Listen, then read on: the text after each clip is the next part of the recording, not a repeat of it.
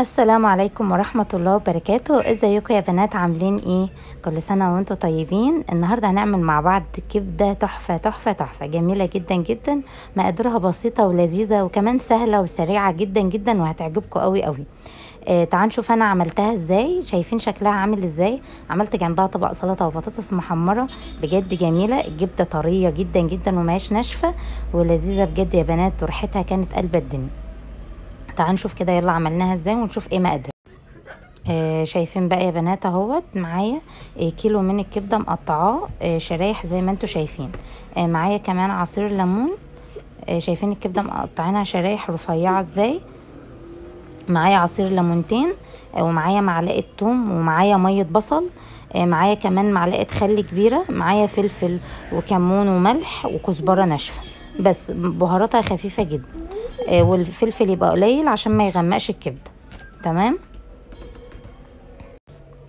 بصوا بقى يا بنات، الخل هو اللي بيخليها طريه، عشان تدوا بالكم بس. الخل هو اللي بيخلي الكبده طريه.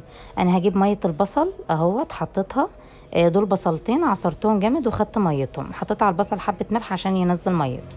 وحطيت الليمون والثوم والخل والبهارات.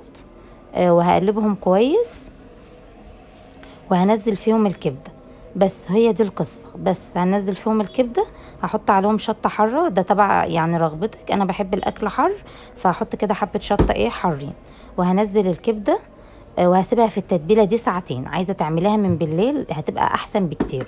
عايزه تعمليها وقت ساعتها مش مشكله. بس لازم تقعد على الاقل ساعتين او ساعه ونص في التتبيله دي. تمام.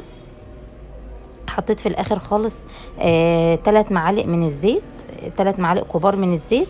وقلبتها لان مش هنحط لها زيت في التحمير خالص يا بنات. شايفين؟ بس كده هركنها على جنب. هروح بقى دلوقتي على النار. بعد ساعتين تقريبا بدأت ان انا اجيب دلوقتي الجريلا. حطيتها على النار وسبتها تسخن جدا جدا.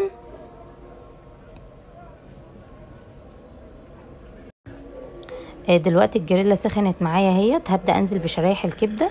هسيب من كل شريحة وشريحة فاصل. تمام. هحطها على طول اهو في الجريلا. الجريلا ناشفه مفيش فيها اي زيت ولا اي حاجه خالص. بستكفى بحبه الزيت الصغيرين اللي انا حطيتهم في الكبده. طبعا سخنت كده جنبها، قلت احمر بطاطس جنبها قبل ما الكبده تخلص تكون البطاطس يعني خلصت برضو.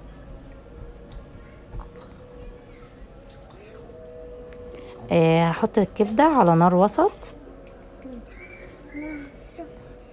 بس ما عدتش هحركها بقى من مكانها، كنت بوسع الحته كمان. حطيتها وخلاص كده بقى هسيبها براحتها خالص. اما الوش الاولاني يتحمر ويستوى. الكبده ما بتاخدش كتير على النار، كترها 10 دقايق او ربع ساعه مش اكتر من كده. ما تقلقوش الحرق اللي بيحصل دوت. دي مش حاجات لازقه. دي الزيوت بتاعه الكبده. مسافه ما تبلي الجريلا تحت الميه كل ده هينزل من غير اي تعب خالص. تمام اهو.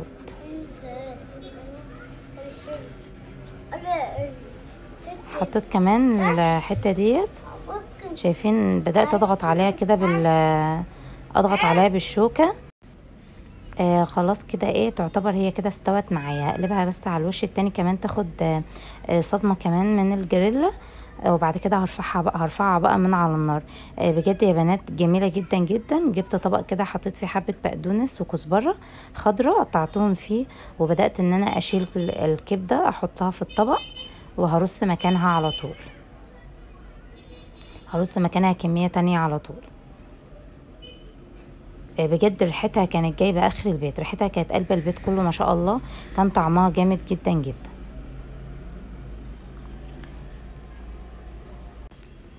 حطيت كمية تانية اهيت. الكبدة لو سبتها على النار فترة طويلة هتشد معاكي ومش هيبقى طعمها حلو. يعني يستحسن هي تاخد سويها الطبيعي اللي هو يا دوبك ما بيتعداش من ما بين ال10 دقايق تبع الحجم اللي انت مقطعاه فيه ربع ساعة، مش بتاخد اكتر من كده. انا طلعت الكمية وريتها لكم اهيت. كانت مستوية وجميلة جدا جدا وما خدتش اي مجهود ولا اي تعب معاكي خالص.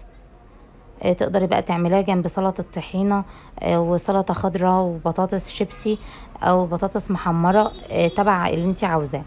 اهيت شايفين طريه ازاي، ماهيش ناشفه خالص وجميله جدا جدا، هتعجبكم بجد لو جربتوها بطريقتي. الجريلا بقى بعد ما خلصت ما تخافوش، حطيت فيها حبه ميه، الجريلا ما باظتش ولا حاجه. هحط فيها حبه ميه وهسيبها تقلب شويه صغيرين على النار. وانا بغسلها مش هلاقي فيها اي بقع ولا هلاقي اي حاجه لازقه فيها خالص، وهتطلع تبقى زي الفل. ده شكل الاكل بعد ما خلصته، شايفين جميل ازاي ويفتح النفس، جميل جدا جدا ما شاء الله. طريه ماهيش ناشفه، ما تقلقوش يعني من اي حاجه. عايزة بقى منكم يا بنات اللي أول مرة يدخل على قناتي ولأول مرة يشوفني يشترك في القناة ويفعل الجرس عشان يوصل لكم كل جديد. وما تنسوش اللايك يا بنات، ولو جربتوها اكتبوا لي في الكومنتات وقولوا لي ايه رأيكم.